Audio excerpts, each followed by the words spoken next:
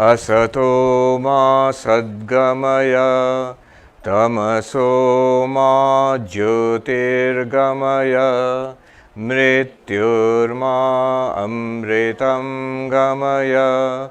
Om Shanti Shanti Shanti. Om, lead us from the unreal to the real, lead us from darkness unto light, lead us from death to immortality.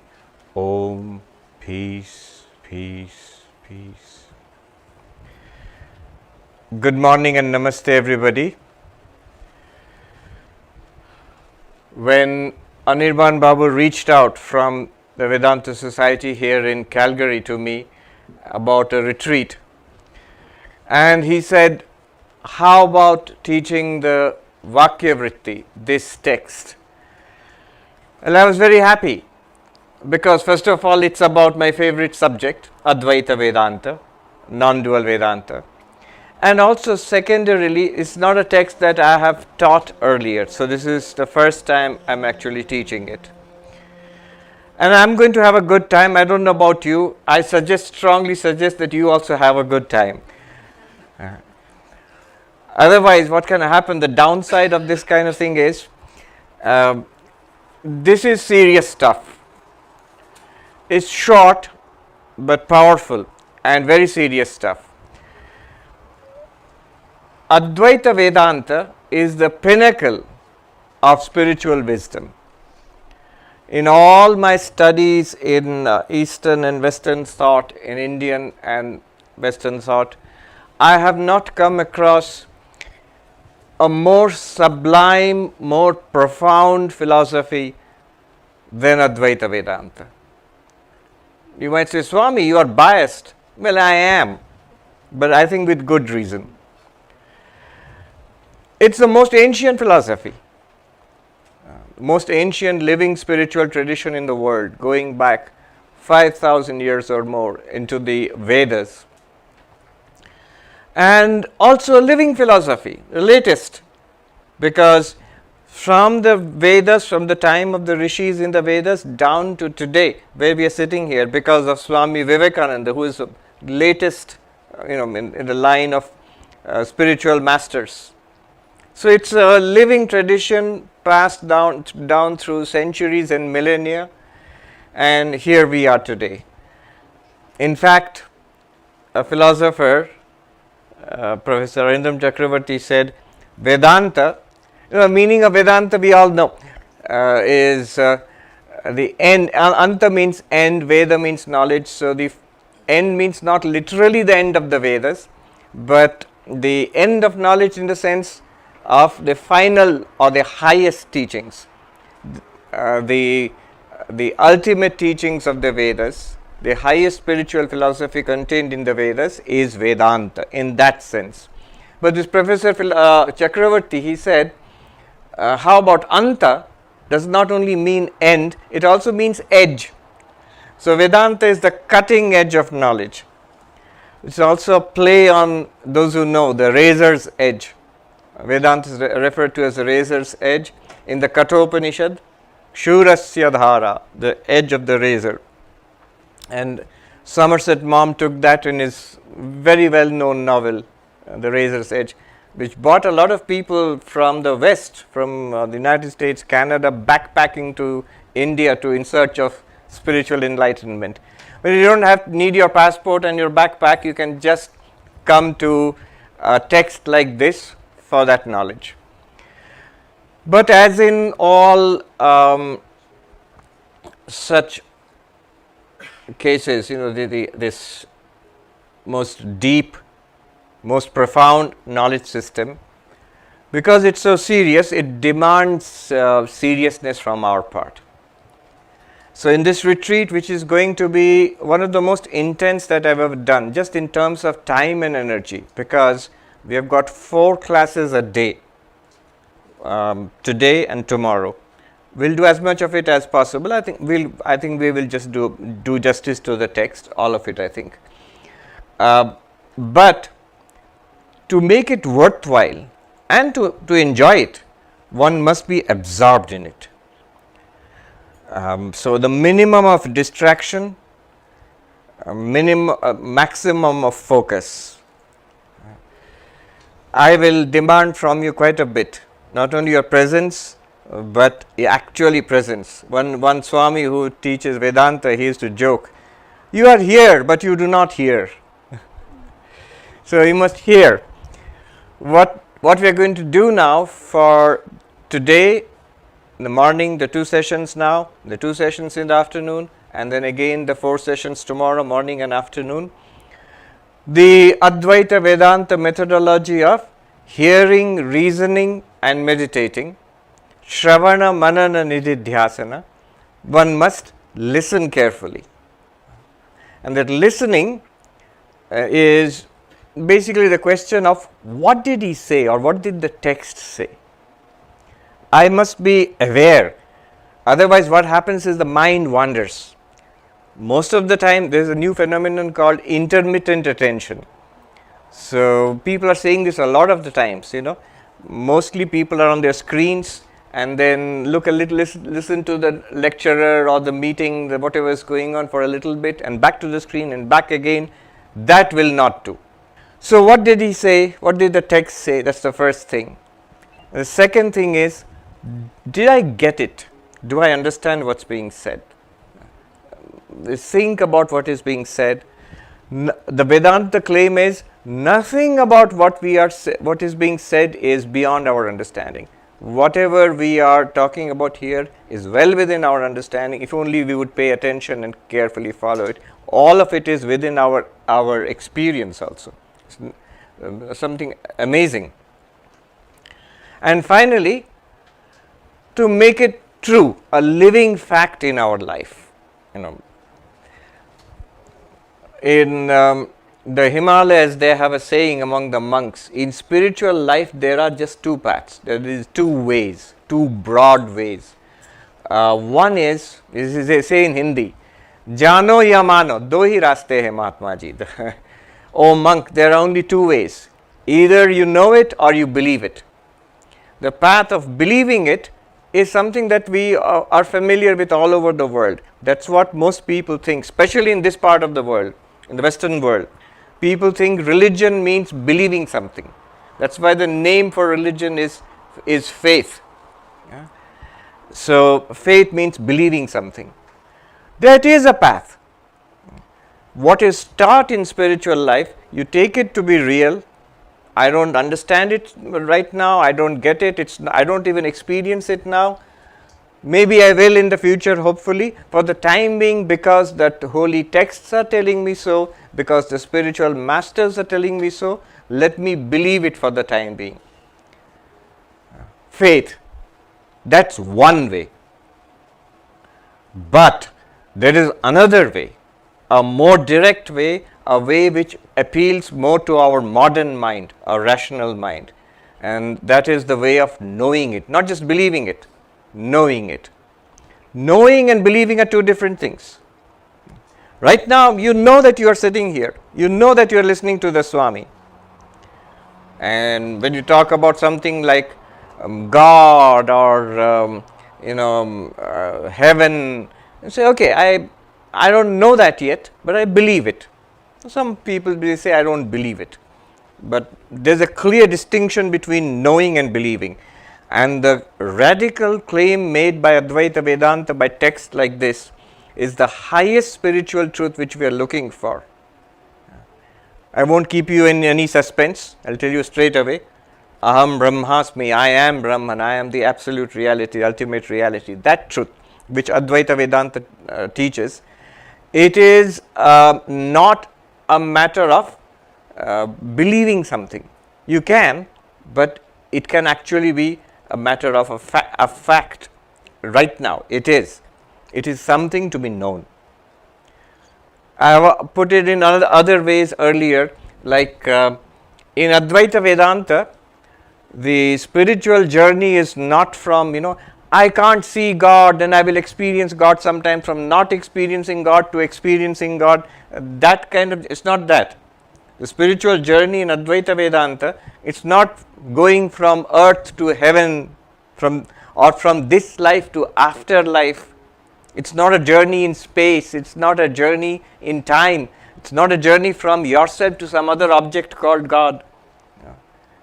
It's not even a journey from a worldly experience to spiritual experience. Many people think that. Right now I have a worldly experience and soon I will have a spiritual experience. Not even that. This is, if it's a spiritual journey, it's a journey from ignorance to knowledge. From not knowing, not realizing, to knowing and realizing. And that is, so that's why one needs to pay attention. What is being said here is very serious. It's the most profound, most serious thing that we'll ever come across in our lives. So it's worthwhile, at the very least, from this retreat today and tomorrow, you take away at least this much, that at the minimum, what Advaita Vedanta wants to say, just a general grasp of it. If you just take that much away, that also is a great, great gain. It's a great gain, it's a gain for a lifetime. But if we can take away more than that, what would be more than that? More than a general grasp of what the text has to say, the second greater thing would be getting it. Okay, I heard what Vedanta has to say, I heard what Vakyavritti text has to say, but now I get it.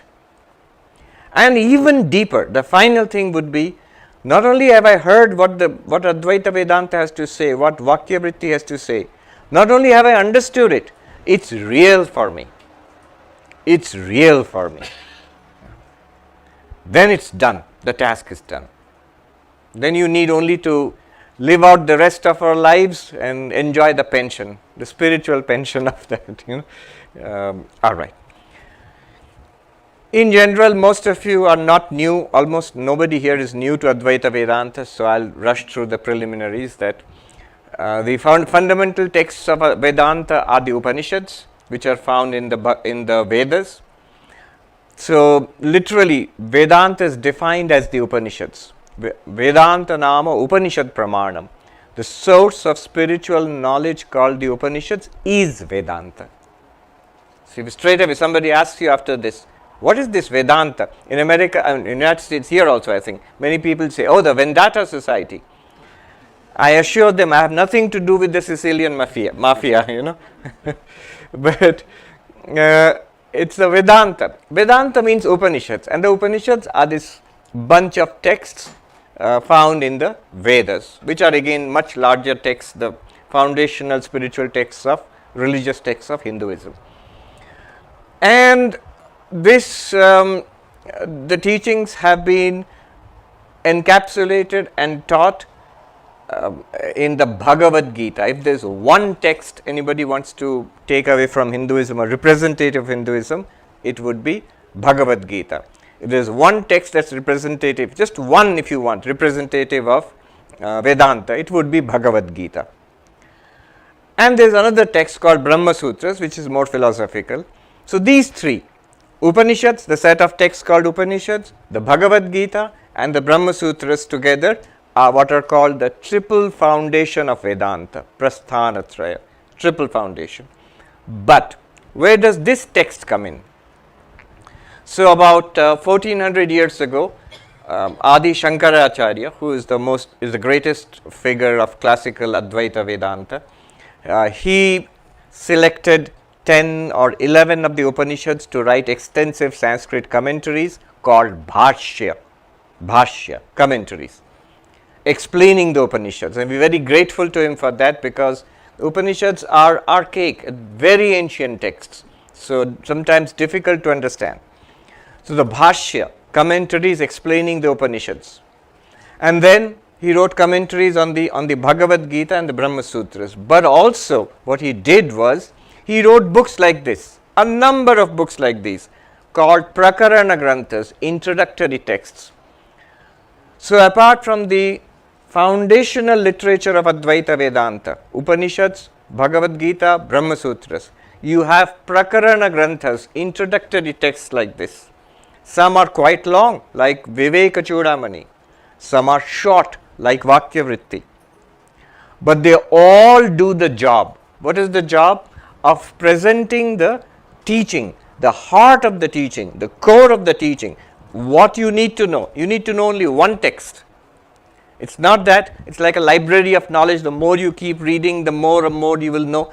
You will know the same truth from different angles.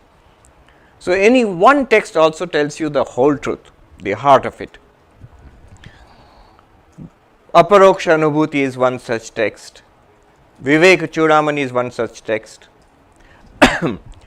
There are also others written by masters after Shankaracharya. Vedanta Sara, written by Sadananda Yogendra. Drigdrishya Viveka, written by maybe Vidyaranya. And then there is Panchadashi, written by Vidyaranya Swami, and many other texts.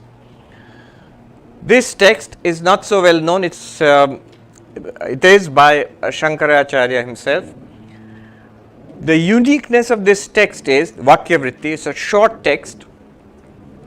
It goes to the heart of the matter. Advaita Vedanta, luckily, for such a profound and ancient philosophy, luckily Advaita Vedanta can be taught in one sentence. All of Advaita Vedanta, you can take away one sentence, and that would be what's called a Mahavakya, profound sentence or a great sentence. And such sentences are found in the Upanishads. For example, the most famous one and most germane, most pertinent to our discussion here is Tat Tvam Asi, that thou art, you are that. Who, what is you, what is that, and how you are that, and how does it help us? We will see all of that. So this is called a Mahavakya. It is from the Chandogya Upanishad. Among the many Upanishads, Chandogya Upanishad, the teacher, who happens to be the father, is teaching the student, who happens to be son. And in the teaching, in the 6th chapter of the Chandogya Upanishad, the heart of the teaching is conveyed. The father tells the son, the teacher tells the disciple, Tat Tvam Asi, not once, not twice, 9 times. Not just repeating, arguing it out, showing the teaching, presenting the teaching, and pointing out, you are that ultimate reality. So this is a Mahavakya. Any sentence in the Upanishads which expresses the identity of Jiva and Brahman, you the individual and the ultimate reality of the universe, you are one reality. Any sentence which teaches that is called a Mahavakya, and these Mahavakyas embody Advaita Vedanta, non-dual Vedanta. Are there other kinds of Vedanta? There are. We will come across some of them in this text, but our discussion here is Advaita Vedanta, and we will try to remain focused for the next today and tomorrow. So what Vakyavritti does, this text, it takes up just that sentence, Tat Tvam Asi.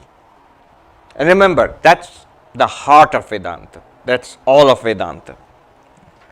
Tat Tvam Asi from the Chandogya Upanishad, and explains the meaning of that sentence. Shows us, explains it to us, and shows us what this sentence means. That's it. That's it. Short sentence. Mahavakya means, Maha means big. Vakya means sentence. So Mahavakya means big sentence. In Sanskrit, you have no end of big sentences. Sentences which go on and cover a whole page. But this is a very short sentence. That thou art, that you are. Tat Tvam Asi. What does it mean? How do we understand it? And how does it help us to become enlightened? What is enlightenment? How does it benefit us? All of that will come in this text. All right, without any further introduction, let me just go into the text. What we will do is, in this first class, I will introduce the text and say what Shankaracharya is saying here, and then we will get into the structure of the text in the next few sessions. In this class, I will move fairly fast, because in the second one, which is probably the heart of the retreat, the second session which we will have, there we will have to be very careful and very attentive. All right. I hope you have got the text, all of you. I will read out the Sanskrit, chant the Sanskrit. I encourage you to chant after me. If you don't know Sanskrit, don't worry, everything will be translated, and it's a very good translation. Swami Jagadanandaji was one of the very revered senior monks of our order, a disciple of Holy Mother, Ma Sharada Devi, and long before my time. I never saw him, but the tradition in our order is he was regarded as an enlightened person, as Jivan Mukta in his lifetime himself, Brahmagyani. I have a cute story about him afterwards, not right now, but I'll tell you a couple of cute stories about him. But now let's start somebody should remind me later on after the session. So Vakyavritti. Chant with me if you can, or just sit and listen. First two shlokas, first two verses are salutations to God and Guru. This is the classical, it's customary to start any text like this. All classical texts start like this, by saluting God first and then saluting the Guru. But it's an Advaita Vedanta text, so you will see it has its own very radical spin on it. You can chant I'll chant and you repeat after me. Sargasthiti pralaya hetum achintya shaktim. Sargasthiti pralaya hetum achintya shaktim. Vishveshwaram vidita vishwamanantamurtim. Vishveshwaram vidita vishwamanantamurtim. Nirmukta bandhanam apara sukhamburashim. Nirmukta bandhanam apara sukhamburashim. Shri Vallabham vimalabodhaganam namami. Shri Vallabham vimalabodhaganam namami. I'll read out the English translation. I bow down to that pure consciousness, an ocean of unlimited happiness, which is Vishnu, the beloved of Shri, the all-knowing Lord of the universe, assuming manifold forms, yet bereft of all bondage, possessing an inscrutable power, and hence the cause of the creation, maintenance, and dissolution of the universe. So it's a mouthful, but let me just parse it for you. Shri Vallabham namami. I salute Shri Vallabha. Who is Shri Vallabha? Shri is Lakshmi, and the Lord of Lakshmi, the beloved of Lakshmi. Beloved is Vallabha. The beloved of Lakshmi is Vishnu. So,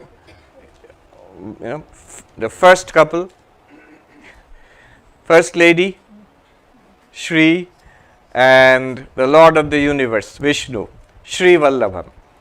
I salute Shri Vallabham, or in other words, I salute God, Namami, I salute God, Shri Vallabham. And then he goes on to describe this reality, this ultimate truth called Vishnu. Look at the description. Sargasthiti pralaya hetum. The cause of the Sarga means creation, projection of the universe. Sthiti, the existence of this universe. Look, immediately we are not talking about something theoretical, God in heaven. No, this universe, right here. Why is this here? Because of Shri Vallabha, Vishnu, God. Why does it continue to exist? There is something that keeps it together. So that's God, Vishnu. And what will happen to it ultimately? It will again be reabsorbed in its source, which is God, Shri Vallabha. Sargasthiti pralaya hetu. So the cause here is. Recording in progress. Okay, thank you. The cause here is what is technically called a material cause. I will not explain this too much. So material cause is, for example, if with a wood from the trees we carve it into a table. Now, if I say the cause of the table is the source, the cause of the table is the tree. So the tree, the wood, now continues to exist in the form of the table. Similarly, if Sri Vallabha, Vishnu, is the cause of this universe, what is this universe actually? Sri Vallabha, Vishnu. Where is God? Where is Sri Vallabha? Where is Vishnu? Here. What we see, hear, smell, taste, touch, that. Except that we don't see it that way. We don't understand it that way. And this table, it has come from the wood in the trees.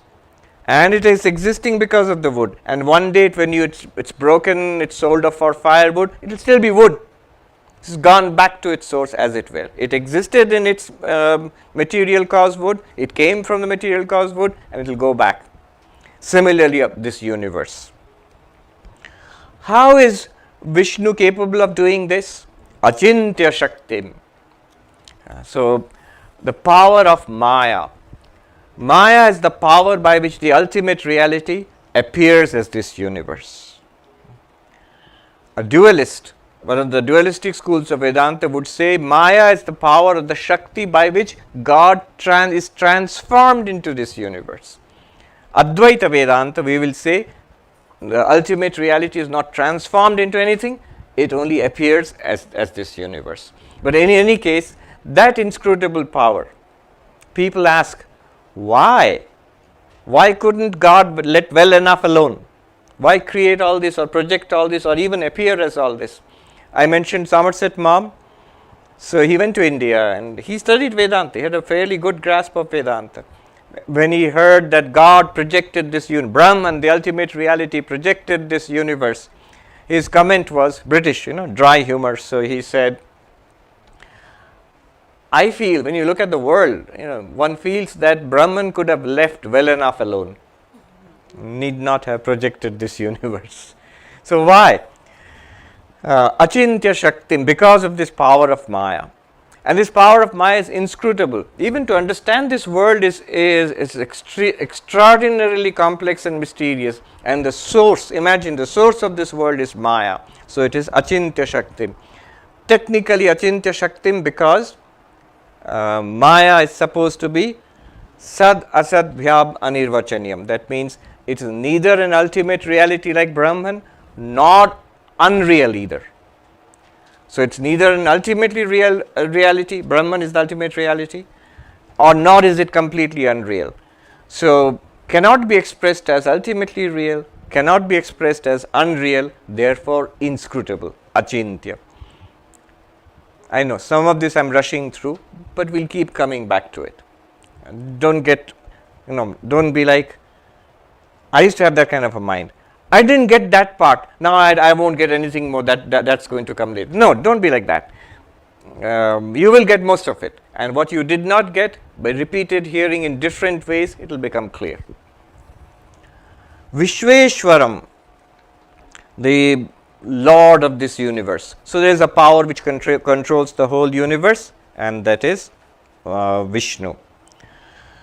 Vidita Vishwam, the knower of this entire universe. Knower of the entire universe means omniscient. So these are the attributes we give to God. What are the attributes we give to God in any traditional dualistic system? That God is all powerful, Vishveshwaram, the Lord of the universe. God is omniscient, knower of everything, Vidita Vishwam. And then Anantamurtim, of manifold forms. There are two meanings here. One is, just like the wood, you carve it into a chair and a table, so you can say the wood has manifold forms. Similarly, Vishnu has become this world or appears as this world. Look at the forms here. How many shapes and sizes, how many kinds of beings are there, living and non-living. So of infinite varied forms. The second meaning would be, the same God, this is a crucial idea in Hinduism, the same God appears in many forms.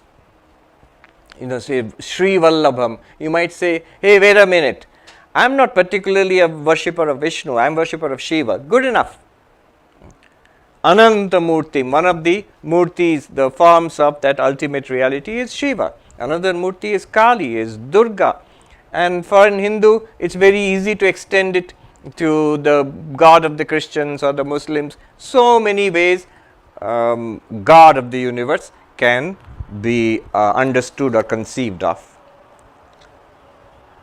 Nirmukta bandham. Now, there is a distinction in Advaita Vedanta between Saguna Brahman and Nirguna Brahman.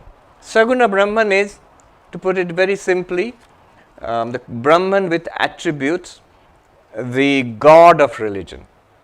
So what we come across as God in theistic religions, in Islam, Christianity, in Vaishnavism, Shaivism, that's Saguna Brahman from an Advaitic perspective. God with attributes, the ultimate reality limited by or empowered by Maya, with many attributes. What attributes? What do you mean attributes? We just said all powerful, the Lord of the universe. We just said knower of everything. So these are attributes, and many more. All auspicious, all good, all loving, all just. You can go on and on and on. So God has many, many attributes.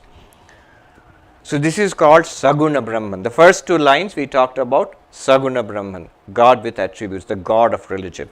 Now, next, Advaita Vedanta is unique in saying that even God is not the ultimate reality. There is something beyond that, the Nirguna Brahman, the reality as such. Nirmukta bandhanam, beyond all limitations. Specifically, technically here it means beyond the limitations of causality, of karma. We are all bound by karma. We are all here today because of our past karma, and what we do now is generating future karma for us. So we are bound in the cycle of karma. Good and bad karma have produced this birth, and our ever increasing storehouse of karma is going to produce future births too, unless we do something about it. But the ultimate reality is beyond karma. Swami Vivekananda, one of the very significant lines in his poem, Song of the Sannyasin, he says, good, good, bad, bad, none escape the law. This is causality, this is karma, this is bondage. None escape the law. Whosoever wears a form wears the chain too. What does it mean wearing a form? Exactly what you are doing now. I said, no Swami, I am wearing a dress or a shirt, or when I wear this, most Americans would say you are wearing a dress. Or somebody said, why are you walking around wearing an orange bed sheet? And many people like it. They say, good, I like the color you are wearing. So I am wearing a dress or a shirt or a dhoti or something. But Vedanta says you are wearing something more, you are wearing a body. You are awareness, you are wearing a body. So, but it says Nirmukta Bandhanam. Swami Vivekananda said, whoever wears a form wears a chain too. This body has been produced by past karma, and the karma is upon us. Whatever karma produced this body, that will keep giving results as long as this body is alive. And I am going to get results of past karma, good and bad, mostly bad I think, and then go on, the same thing is going to go on, and it says no escape. None escape the law, Swami Vivekananda says. Then what good is Vedanta? Next line. Far beyond name and form is Atman never free. Know thou art that sannyasi bold, say Om Tat Sat Om. Here he says Nirmukta Bandhanam. Far beyond this name and form of this body, this mind, is Atman, is the real self, which is ever free. You will say, good for the Atman, but what about me? You are that. Know thou art that. Tat Tvam Asi. Say Om Tat Sat, that ultimate reality. So this is Swami Vivekananda. Nirmukta Bandhanam. What is the nature of this ever free Atman? Apara Sukhamburashim. Very nice. Infinite, unlimited bliss. Our ultimate nature is Ananda. An ocean of unlimited bliss. Ocean of water, but what is the water here? Bliss itself. So Ananda. What is this Ananda? How is ultimate reality Ananda? Because we think Ananda, bliss, is a feeling in the mind. How can reality be bliss? It is, we will see all of that also. Shri Vallabham. One more description is given of the ultimate reality. Vimala Bodha Ghanam. What is the nature of this Ananda? Pure consciousness. Bodha, consciousness. Ghanam, pure. Ghanam means dense. Dense in the sense that there is nothing else there except awareness, except existence, awareness, bliss. Satchidananda. So Swami, you said nothing else and you already mentioned three. How many more things are you going to pack into it? They are not three. Being, awareness, fulfillment. They are the same thing. This unlimited nature of being awareness is itself Ananda. I'll repeat that. This unlimited nature of being awareness, being hyphen awareness, this is called Ananda. This is the ultimate reality, and you are that. So Vimala Bodha Ganam, Vimala pure. Bodha consciousness. Ghanam pure here in the sense of nothing else is there. Technically, those who study Vedanta, this is called Vijatiya Bheda Rahita, devoid of any other entity. There is only one reality, which is existence, consciousness, bliss. There is nothing apart from Brahman there. Why? Ghanam, dense, packed tight, no space. You need space to pack in a few other things, there is no space. So, in Hindi, sadhus say, Thasa Thas Bharpur Mahatma Ji. It's a colloquial Hindi, which means you pack in something in your suitcase. It's a if you don't want any carry-on luggage. Someone told me that checked-in luggage. Someone told me, you're coming to Canada, if you're coming through Toronto airport, don't get an checked-in luggage, it will be lost, we guarantee you that. So in that case, what happens? You pack in whatever you want into your carry-on luggage. So that is Thasatas Bharpur, packed tight. Reality is packed tight with existence, consciousness, bliss, or pure being, or pure awareness. There is no space for anything else. And you are that. That Sri Vallabham. That is the real nature of Vishnu. So the Vishnu has been described in two ways here. One is God, the God of religion.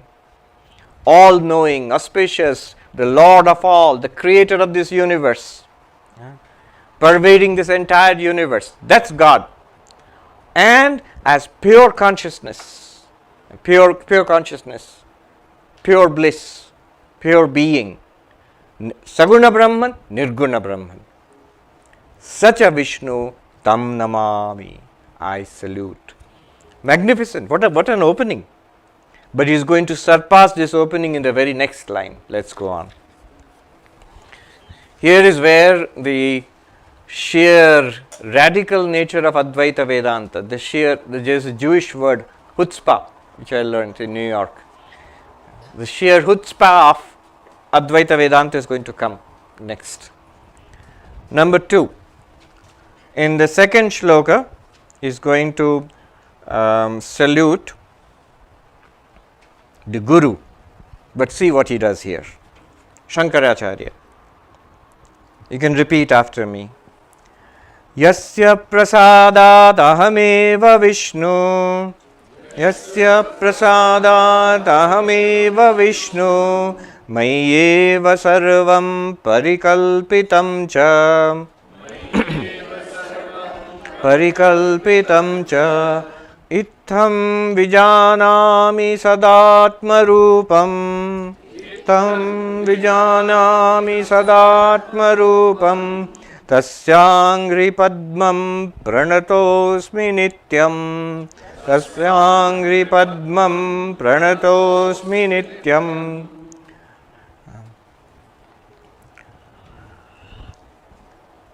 I bow down to the lotus feet of my Guru, of my teacher. Who is the teacher of Shankaracharya? Govindapada. Govindapada's Guru? Gaudapada. They are very famous Gaudapada. So Govindapada is saluting his Guru, but see what he says. We just saluted Sri Vallabha, Vishnu. The next line here he says, Yasya prasadat ahameva Vishnu. He says, by whose grace? By my Guru's grace, I have realized this Vishnu we just saluted, that guy, I am that guy. Ahameva Vishnu. By whose grace I realized I and Vishnu are identical. We are one reality. Wait a minute, what are you saying? You are the Lord of this universe? He says, Mayeva sarvam parikalpitam cha. In me, the entire universe, whatever exists, has existed, will exist, all beings, including this being of course, everything appears in me, not apart from me. I am that Vishnu. By that Guru's grace, Ittham Vijanami. I know that. By the grace of Guru, I have known that. And we will also know that. By the grace of Shankaracharya, we were going to get that knowledge. How are you, Vishnu? You are Shankaracharya. You are this young monk. We are all here, human beings, listening to an ancient text, sitting here in Calgary, in the 21st century. How are you, Vishnu, an ancient Hindu deity? Says Sadatma Rupam, as myself. As myself. You are yourself, right? You do exist, right? That very self is Vishnu. That you the self who exists right now, if you would know yourself, you would know that you are Vishnu. But how is this self Vishnu? This self, whatever it is, it's me, it's Sarvapriyananda. He says, no, we don't mean that. Sat Atma Rupam, as pure being. We don't mean just the personality, something deeper than that. It doesn't make sense. He says, Ittham Vijanami. This is what I have realized. Be patient. You will realize that too soon. So, I always bow down to the lotus feet of my teacher, by whose grace I have known forever. This is also very interesting. He takes the Sada Atma Rupam. I think he takes it as Sada, forever. Oh, okay. This knowledge is not something that I gained in a retreat and forget. I learned so many things at university, Swami, you wouldn't believe it. But I've forgotten most of it. So is it going to be like that? Well, hopefully not. If the breakthrough is made, if we realize, if we see ourselves as what we are, it will always be there. How is that possible, that something like this will always be there?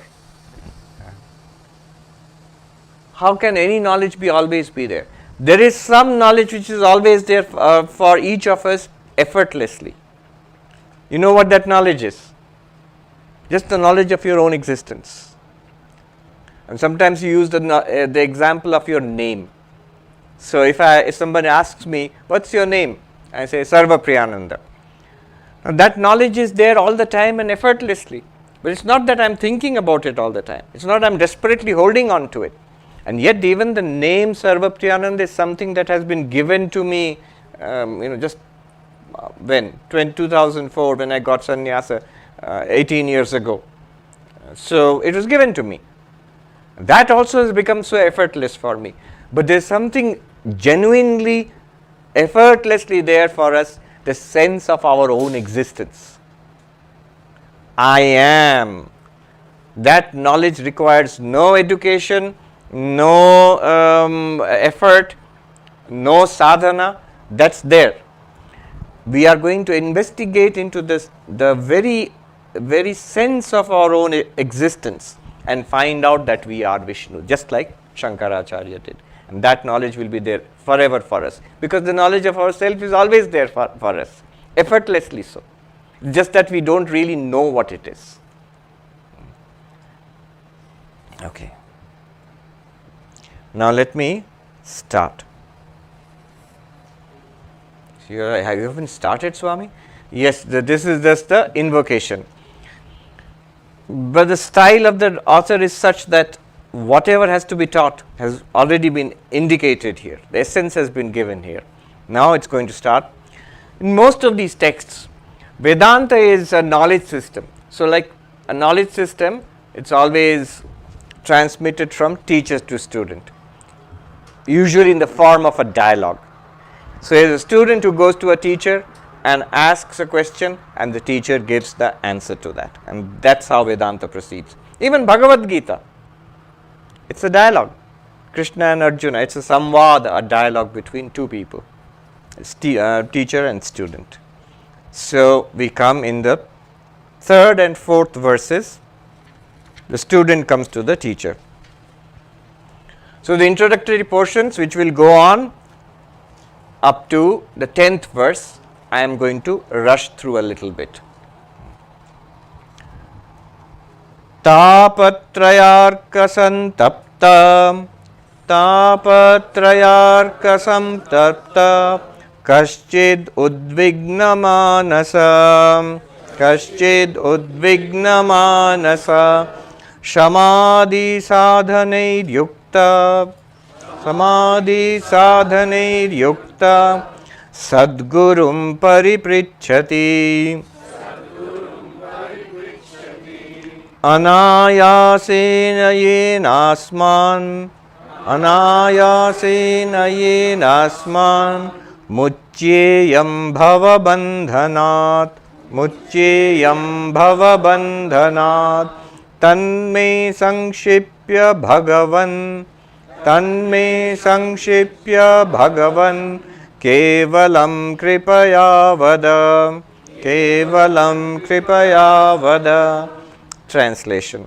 Scorched by the sun of three distresses, with spiritual struggle raging in his mind, endowed with self-control and other virtues which are the means to liberation, someone says to a teacher, a knower of Brahman, "Have unadulterated mercy on me, holy sir, and please explain to me briefly the means by which I may become liberated from the bondage of this transmigratory existence without any difficulty." It's like, if you want to put it in modern American language,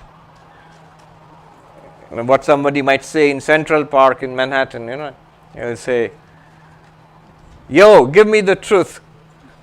That's what he's saying. That's an ancient way of putting the same question. All right, so a student comes to the teacher. Kaschin, somebody, some person. But what are the? It's not just somebody. What are the characteristics of this person? Tapatrayarka santapta. Santapta. Suffering, distressed by, hurting. From what? From the three miseries. So it's compared to the sun. You're going to feel it pretty soon in the afternoon. The one sun, how hot it can get. And imagine the sun has this three powers of three kinds of heat being applied to you. So this person, what are the three kinds of heat? The three kinds of suffering. So they classified all our human suffering into three kinds. This is called adhyatmika, adidaivika, adibhautika. Whatever suffering comes in the body mind, the source is the body mind. Sickness. So COVID, for example. COVID would also be adibhautika. But whatever originates in the body mind, the physical illness, mental illness, that's suffering. And then whatever is caused by other living beings, adibhautika. So the annoying neighbor, the overbearing boss, or just a mosquito or a COVID virus or something. Other living beings, they're causing suffering to us. And adidaivika, natural forces. Sun is very hot, or it's very cold, or there is a snowstorm, something like that. So all kinds of suffering, the sources being in nature, in other living beings, or within the body mind. Ultimately, to suffer, basically it has to come to our body mind. But the sources may be whether here or outside. All kinds of these sufferings are called tapatraya, 3 kinds of heat, literally, 3 kinds of burning. So, burnt by these 3 kinds of suffering, somebody, udvigna manasa, the mind is agitated, disturbed, and this is essential. There must be a dissatisfaction with our state of affairs, a deep dissatisfaction. If you are fine with it, if things are okay, or even if things are not okay and I am still fine with it, then spiritual life has not started yet. A question must come. You need not suffer yourself. But wise person, just looking at the suffering all around and knowing that people are suffering and people have been suffering, and one day or the other, no one is exempt. I will suffer, and those closest to me will suffer, and suffer deeply. Then one wants to know, how do I overcome suffering? How do I overcome suffering, and how do I attain fulfillment? This disturbance of mind must be there. It's actually a sign of maturity. That's what led Siddhartha to become the Buddha. He was not suffering. He was a prince. He was having a wonderful time. And but he saw suffering. He saw a sick man. He saw an old man, and he saw the dead body, a dead body being carried, old age, disease, death. And he thought, is this going to come to my father? Is this going to come to my child, my wife? Is this going to come to me? And yes, Prince, it's going to come to everybody. And how do I overcome this? Is there any solution for this? Because this is deep suffering. You can't just, it's all right. As long as you think it's all right, you have not attained maturity. Somebody wrote to me, Swami, I don't know how to answer this. My daughter, who's 11 or 12 years old, asked me this. So, we are a very child worshipping society. So, I understand. As parents, you sing the world of your son or daughter. So, they are like devatas. They can't do anything wrong, and the only gems of wisdom come out of their mouth. No, they're children. They're wonderful, but they're children. So this daughter asks the father, and the father has written to me saying, Swami, I don't know how to answer this question. She says to me, what's all this about seeking happiness and overcoming suffering? We get a lot of happiness in life, so we will also get sadness in life, and that's natural. Why worry about it? I said, for God's sake, she is 11 years old.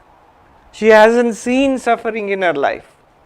When real suffering comes, not only to ourselves, to those close to us, and when you feel helpless, you can't help people who are beloved to you, and you can't do anything about that. They are suffering. Some of the deepest sufferings in the world, when they come to us, you cannot say like an immature child, I ate a cookie, that was fun. Now I am faced with death and terminal illness and mental suffering and illness. And that's also all right. You never say that. So this is deep rooted in us, that there is some way. All life seeks to overcome suffering, and this is the wisest way of trying to overcome suffering. Some ultimate solution is there or not. Udvigna manasa. Deeply, profoundly, philosophically agitated to the core of our being. What's the meaning of all of this? And there is deep danger here. There is deep sorrow, the possibility of deep sorrow here. I come across it all the time, because I am a monk, so people come to me. How much people, we go on with our lives, but how much people hurt, how much they are suffering. What terrible shocks life can deal to us. So, udvigna manasa.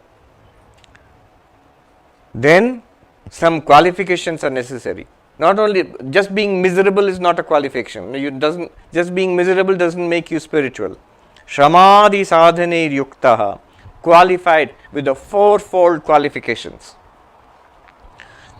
Now this is important, but Shankaracharya here chooses to go through it with just a phrase, fourfold qualification. Remember, this is a short text, a powerful text, so it assumes a lot of groundwork being done. And many of you are in Vedanta, but remember, this is the fourfold qualifications are no laughing matter. They have to be, you have to pay attention to them. We have to pay attention to them in our own lives, because without these fourfold qualifications, these books are fine, but we'll end up with a feeling that I learned a very cool philosophy, a very intelligent, very profound philosophy. Did you overcome suffering? Did it give the payoff which you are looking for? No, my life is more or less the same. A little worse, because earlier I had worldly problems, monetary problems, relationship problems, health problems. Now on top of worldly problems, they are continuing as such, as bad as ever. Now I have got spiritual problem. Why I am not enlightened yet? Extra problem. So these fourfold qualifications are what makes the difference between a philosophy and spirituality, between knowing something and becoming and being that, realizing it. What are the fourfold qualifications? Very quickly I'll run through them and I'll leave it at that, because they require entire classes to each of these to explain. These are foundational. These are entry conditions into Advaita Vedanta. Viveka, the ability to discern between the eternal and the non-eternal. Basically, there is an ultimate reality which all spiritual traditions talk about, and there is this ever-changing world of dissatisfaction, sorrow, pleasure and pain.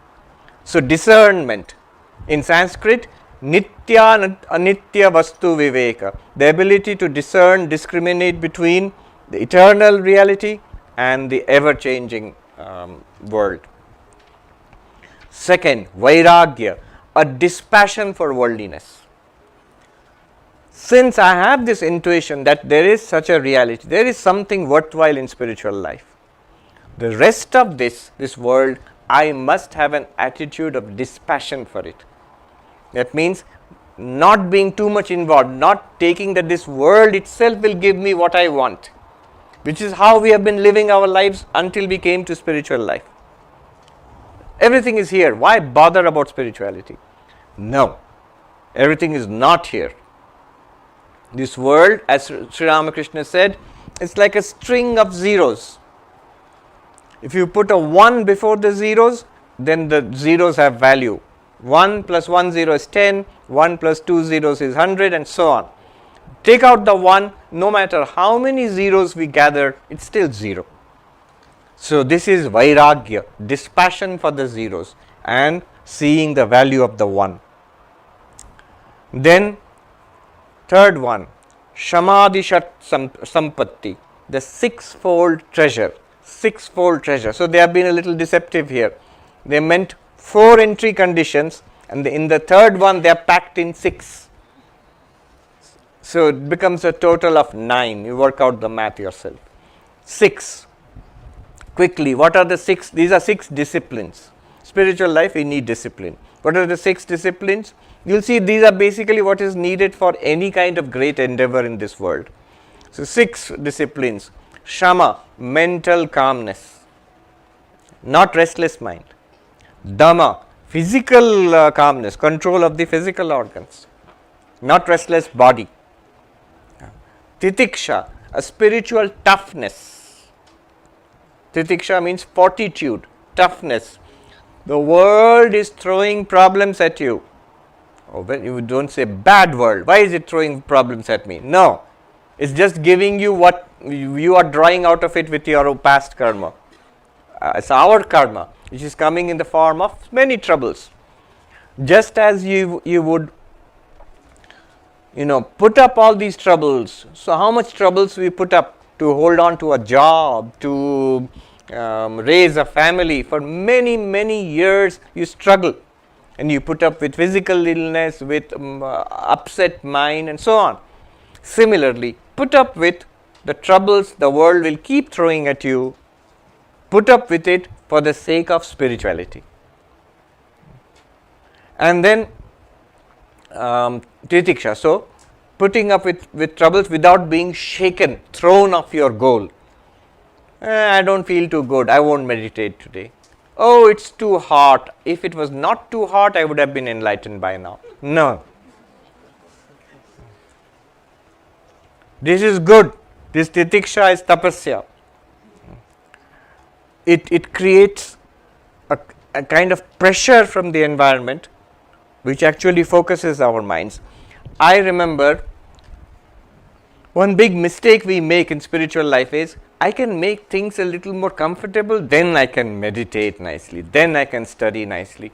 One sadhu in the Himalayas, I met him in Kankal, the foothills of the Himalayas, traditional monk.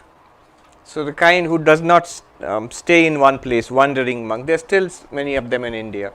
He told me, आज कल के ब्रह्मचारी तो महात्मा जी सुविधा ढूंढते हैं, सुविधा होगा तपस्या करेंगे. So the newcomers today, oh monk, he was talking about his own younger days. But today the newcomers, he said, oh Mahatma, oh monk, the newcomers today, they look for some amount of comfort. And they think, once I have that comfort, a nice little hut to stay in, and an assured source of more or less delicious food, and then warm blankets in winter, and a nice fan, maybe even an air conditioned in summer, so then I can meditate nicely. And of course, no mosquitoes. Then I can meditate nicely. And then this monk said, Bolo, suvidha mein kabhi tapasya hota hai. He says, they are making a huge mistake, these young monks. How is it possible to do spiritual practices, penances basically, austerities, in the midst of comfort? What's so subversive about comfort as far as spiritual life is concerned? If things are all perfectly fine, the mind goes to sleep. The very motivation which drove us to spiritual life, udvigna manasa, that deeply disturbed mind, that unhappy about the state of things in the world, if things are comfortable, that goes away. For most cases, the Buddha is a rare case, Vivekananda is a rare case. In most cases, if all our demands are met, I am physically healthy, environment is nice, lot of nice activities are there, and entertainment is there, everybody likes me, every day my Facebook friends are increasing in number and I am getting likes, all sorts of things are going really well for me, I will not have much of an inspiration to go into spiritual life, to struggle spiritually. So comfort, no. Titiksha. Then the fourth one is uparati, withdrawal from too much engagement, especially enjoyment in the world. Too much, entertainment, food, friends, social media. Then no time and energy will be left for this highest pursuit. I have seen artists, I have seen scientists, mathematicians, some of the leading intellectuals. Their lives are virtually monk-like. Not on purpose, not deliberately. They don't put on a dress and stay in an ashram. But it becomes monk-like because if you direct all your energies, focused towards a particular goal, there is no time left over for any other nonsense. So, uparati, a withdrawal from too much engagement with and enjoyment of worldliness. Then, once you have withdrawn, you have time and energy and space you have created, but you must use it for spiritual life. So, samadhana. Samadhana means settling down, focus. If we don't do that and we just drop out of society. A lot of people do that here in USA or in Canada. What are you doing? I'm dropping out of college for a year. Why? I'm going to find myself. That's great. Are you going to a Vedanta camp? No.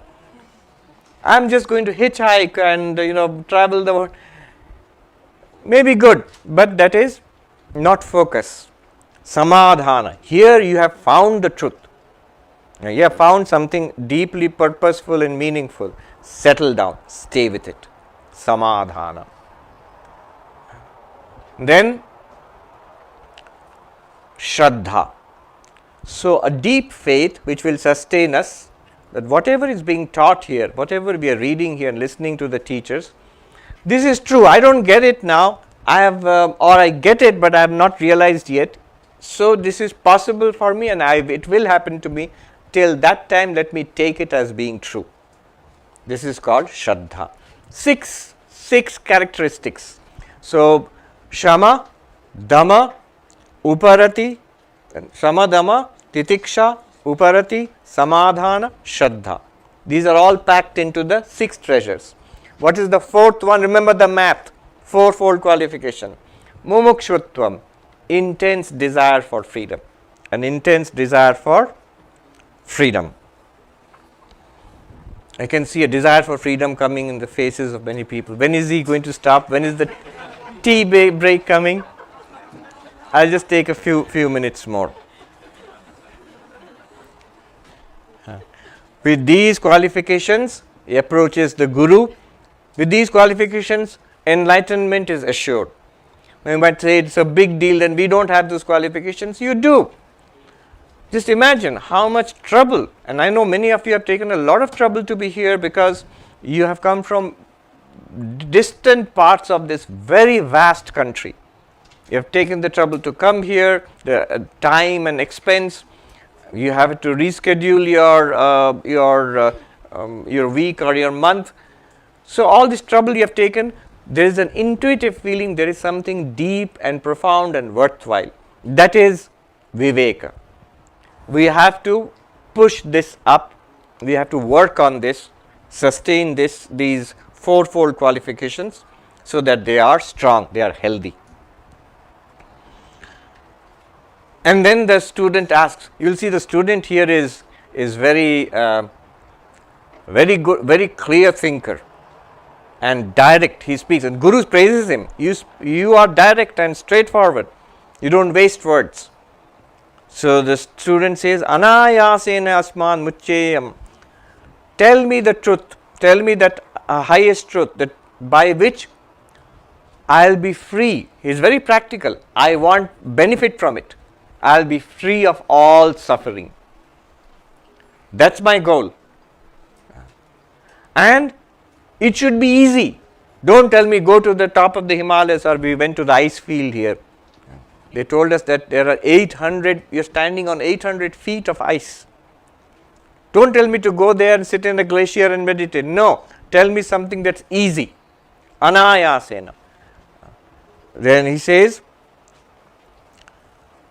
Shankshipya, not only easy, short. Should be quick, should be over in 2 days. Short book. Someone asked Sri Ramakrishna that please give me, teach me in 1 sentence so that I may be enlightened. And Sri Ramakrishna said to him, Brahma Satyam Jagat Mithya Eiti Dharana Karo. Brahman alone is real. The world is an appearance. Assimilate this truth. And having said this, Swami Brahmananda says, having said this, Sri Ramakrishna fell silent, thereby emphasizing that nothing more needs to be said. Similarly, this book also, and this student also, is like that, asking, tell me in brief, has to be easy, has to be short. You can't give me Encyclopedia Britannica. You have to give it to me in short, direct, easy. And Guru says, why should I do that? What's in it for me? Kevalam kripaya. I am not going to give you anything. Out of your own grace, your mercy, you tell me, brother.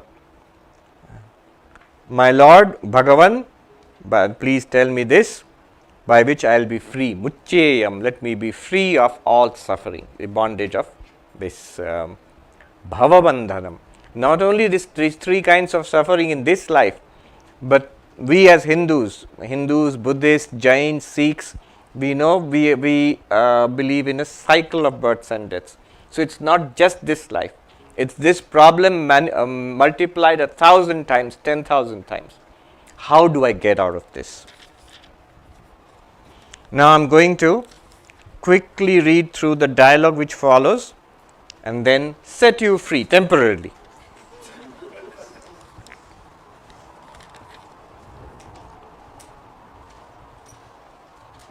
I will read through it and I will translate, and don't chant after me. Just listen. 5th verse.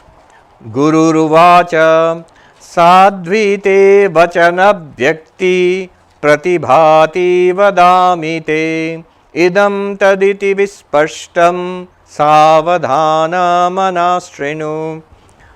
Oh, wonderful is your expression, my child. You put it so well. You don't beat about the bush. Your question is direct. And I am going to tell you, I am going to be direct with you also. I am going to tell you the truth directly, straight away. 6th.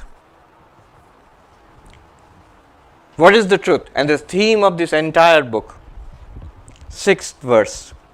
Tat Tvam Asi Vakyavritti Yajjiva Paramatmano Tadatmya Vishayam Jnanam Tadidam Mukti Sadhanam.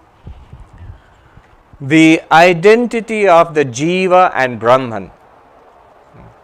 This knowledge of the identity of Jiva and Brahman, which comes from the sentence that thou art, Tat Tvam Asi. From the sentence that thou art, from the sentence Tat Tvam Asi, the knowledge of the identity of yourself and the ultimate reality. This is the method of freedom from bondage, Mukti Sadhanam. You want freedom from suffering? You want ultimate fulfillment? Do you want to realize the goal of life? Yes. The question is how? This is how. By knowledge. By knowledge of what? By knowledge of the understanding of one sentence. Oh, really? That's all? Yes, that's all. What sentence? Tat Tvam Asi. Oh, really? What does that mean? It is the identity of Jiva and Brahman. What's Jiva? What's Brahman? Let's read. Number 7.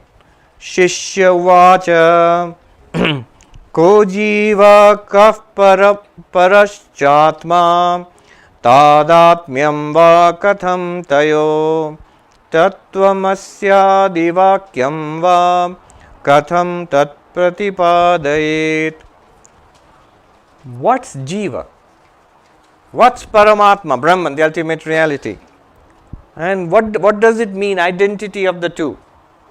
So the student is following through on the teacher's teaching. Teacher said, just know the meaning of one sentence. That will set you free. Knowledge of the meaning of the sentence Tat Tvam Asi, that you are. What is you? Jiva. What is that? Paramatma, Brahman, Shri Vallabha, Vishnu, that one. And so the student is asking, I don't understand. What is a Jiva? What is Paramatma? And how are they one? And how does that help me? Tat Tvam Asi Vakyam Va Katham Tat Pratipadayet.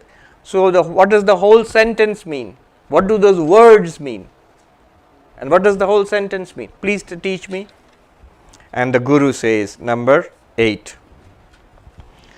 Guru Ruvacha Atra Bruma Samadhanam Konya Jivastvamevahi Yastvam Prichasi Mankoham Brahme Vasena Samshaya. See how direct it is, and all of this will be explained later. What did he say here? I'll give you the solution. I'll give you the answer to your question. You asked, who is Jiva? Who else is Jiva but you? Then the student is, yeah, but who am I? I thought I knew who I am. I'm a student. I'm upset with the world. That's why I've come to you. But I'm sure you don't mean that. You mean something else. So what's that something else? He says, Yes Tvam Prichasi, what you are asking, yes, I'll tell you. You, the Jiva is you, and you are Brahman. I still remember this senior monk I know, so he used to go when he was a youngster, before he became a monk, he used to go and visit Swami Premeshanandaji. Swami Premeshanandaji was a disciple of Ma Sharada, and he was recognized even at that time, this was in the 50s and 60s, as an enlightened person. He was sick and bedridden, and this young man, he told me himself, that I went and bowed down to him, and one day he looked at me and suddenly touched me here with a old and cold and shaky finger. He touched me here like this, and I was startled. And Swami Premeshananda said, there, that one which got startled just now, other than that, there is no rascal called God. In Bengali, O chhada kono shala bhagavan nei. So,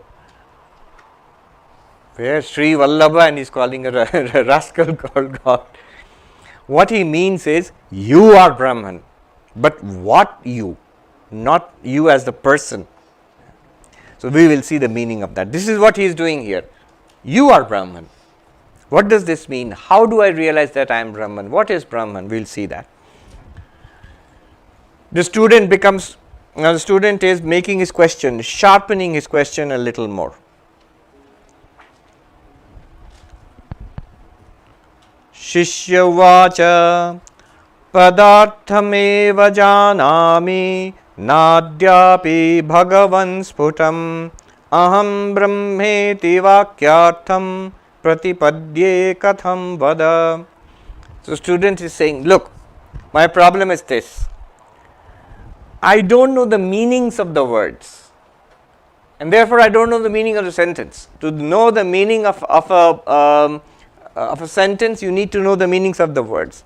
So the word Jiva and the word Brahman and how they are one, these meanings I don't understand, and therefore I don't understand the meaning of the sentence. So please explain it to me. And the teaching will start from the 10th verse onwards, which we will see in the next session.